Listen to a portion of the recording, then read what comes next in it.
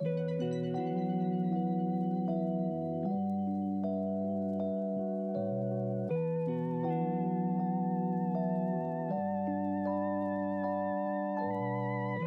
to a police report dated November 9th, 2020, on that date, at approximately 4:35 p.m. in the city of Shakopee, Minnesota, police were dispatched to a bar called the Pullman Club.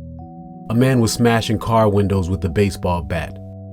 By the time officers responded, the bat-wielding man had returned to his home not far from the bar.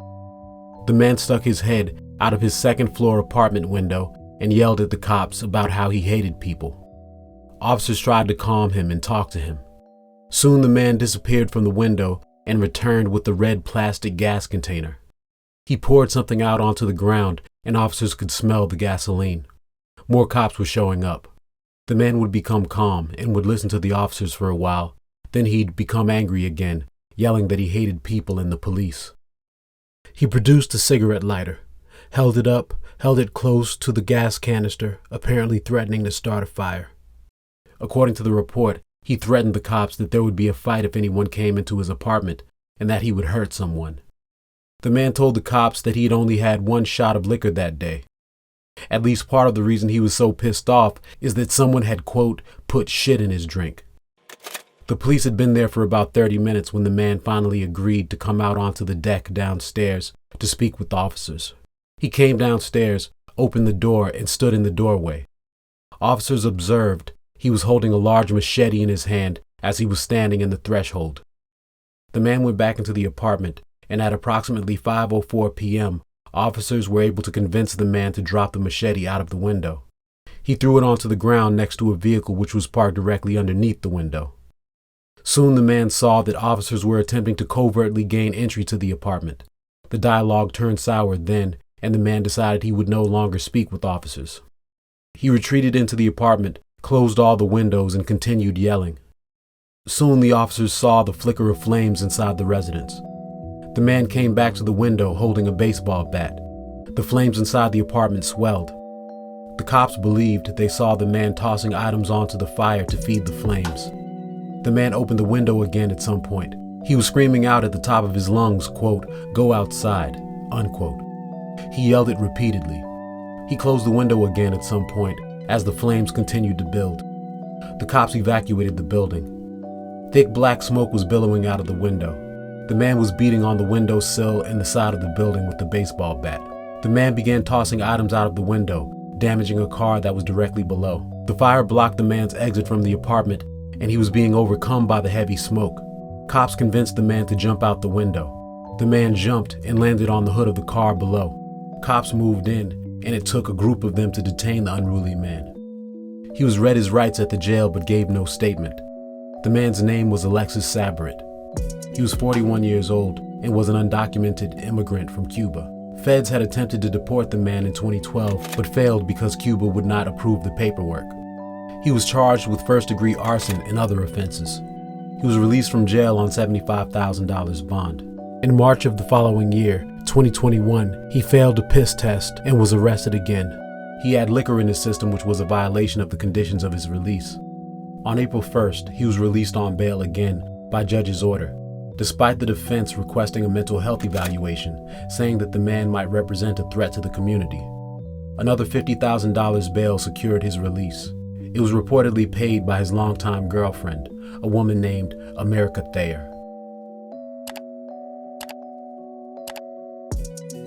41-year-old ALEXIS Saborit and 55-year-old America Thayer had apparently been a couple for about 12 years at that point. They had been living together since around 2013. She worked 2 jobs, at Dollar Tree and at a MyPillow store, and paid much of her boyfriend's legal expenses from his various court cases. They had been living together for about 4 years.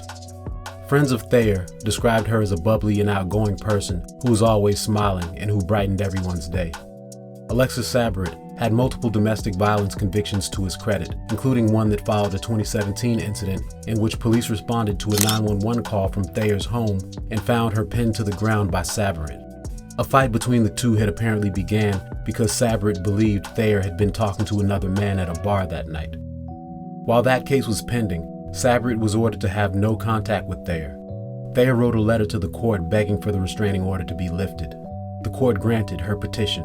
Saborit was sentenced to 4 years probation in that case.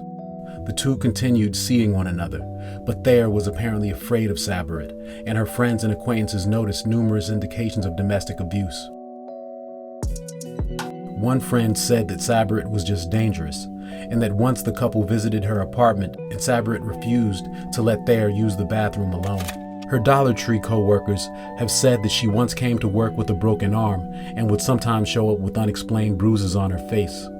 Co-workers of hers have said that the woman would activate Facebook's video chat function on her phone, then would set it up so that Saborit could watch her while she worked between the hours of 4 and 9:30 p.m. She would often hurry home after work so as not to anger Saborit. Conversely, she sometimes spent the night sleeping at her desk at MyPillow or in her car at the Amazon Fulfillment Center parking lot, according to reports.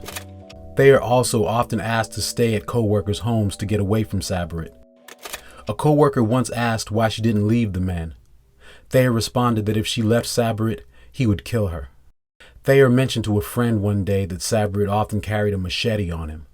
One day in late July of 2021, 4 months after Thayer bailed Saborit out of jail for the arson case, a man who knew the couple asked Saborit where his old lady was at. Saborit responded, "I'm going to cut her fucking head off," and then laughed.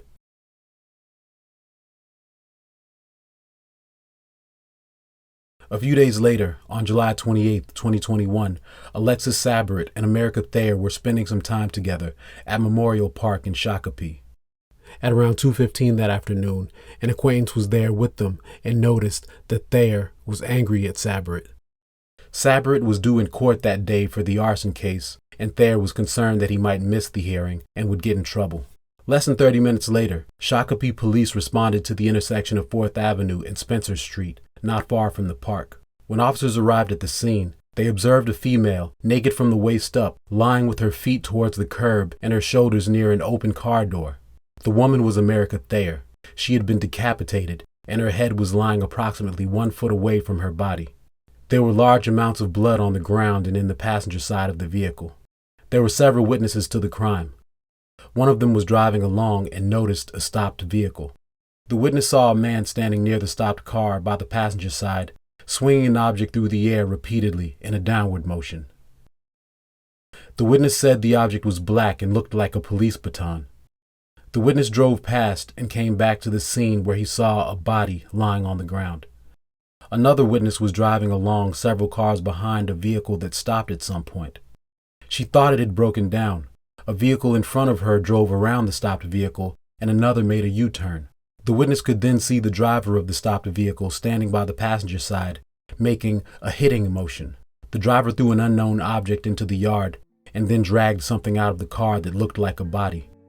The witness then saw the man take a hold of an object which she came to realize was a human head with blonde hair.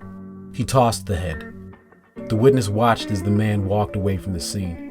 Police located and arrested ALEXIS Saborit a short time later, not far from the crime scene. Saborit spoke to police later. He told police that Thayer was accompanying him to court that day. On the way to court, Thayer told Saborit that she was done with him.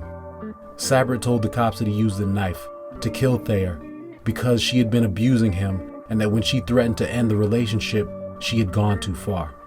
On the following day, a dog walker came across the murder weapon, a black machete, plunged into the ground beneath a bush not far from the crime scene.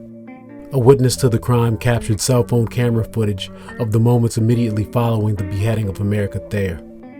Police watched the video and described it in its report. The video was taken from inside a residence, the report said. Through a window, the suspect can be seen pulling the victim's body out of the vehicle. The suspect picks up the victim's head and moves it away from the body, reads an excerpt from the report. A citizen posted that video on the web and it circulated on social media. Saborit was initially charged with second-degree murder. At a bail hearing in July, ALEXIS Saborit told a judge through a Spanish interpreter that he was innocent. He said that he had killed America Thayer in self-defense and claimed he was a victim of attempted extortion and murder.